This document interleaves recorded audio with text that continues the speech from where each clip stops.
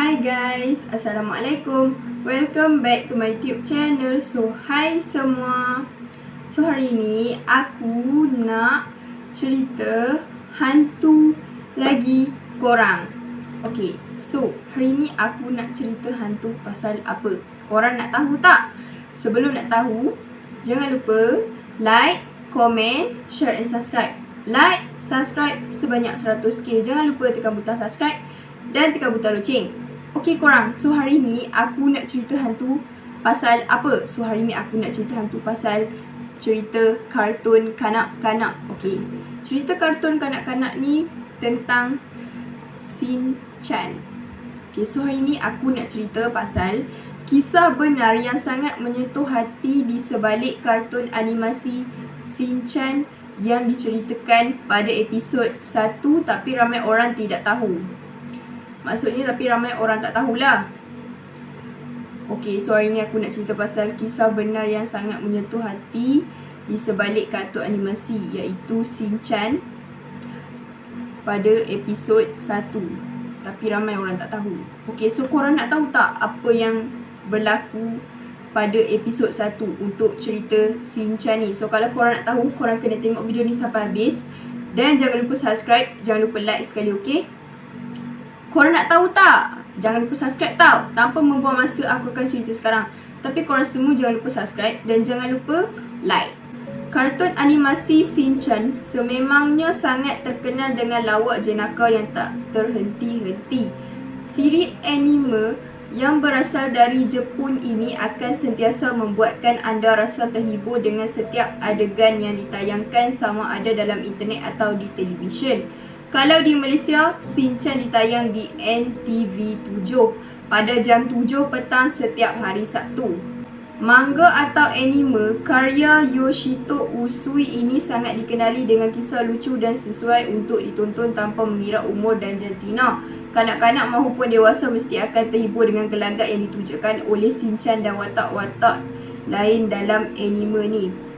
Kanak-kanak dengan dewasa mesti akan terhibur dengan gelagat yang ditunjukkan oleh cerita Shin Chan ni.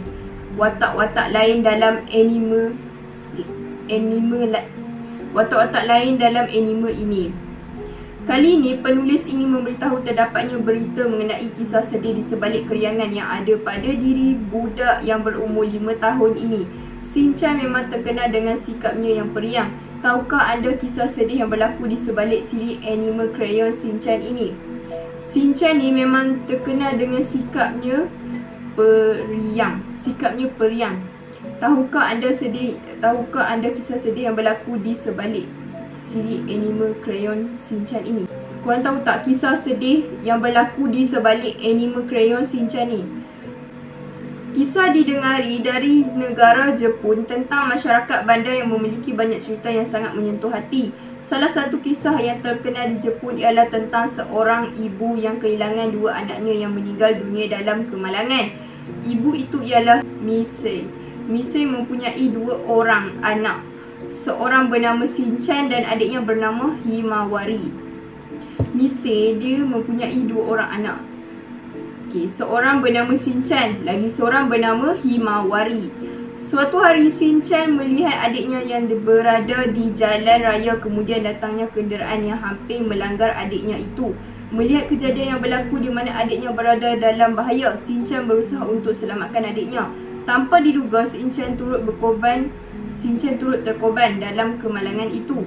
Misei sangat terkejut dengan kehilangan kedua-dua anaknya itu. Selepas itu, Misei mula membayangi satu kisah bahagia yang menggambarkan keceriaan kedua-dua anaknya bersama-sama dengan bermain krayon milik Shin Chan, melukis pada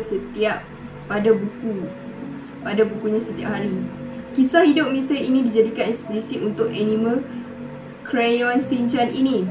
Shin Chan dan Himawari muncul dalam manga krayon Shin Chan adalah bersumberkan cerita kedua-dua anak Misei yang meninggal dunia.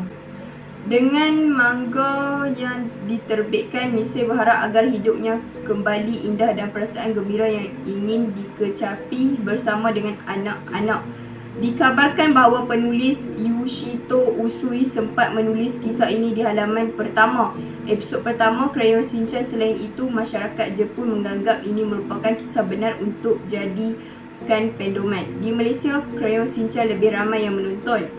Dekat Malaysia ramai yang menonton cerita Crayon Shinchan ni lah.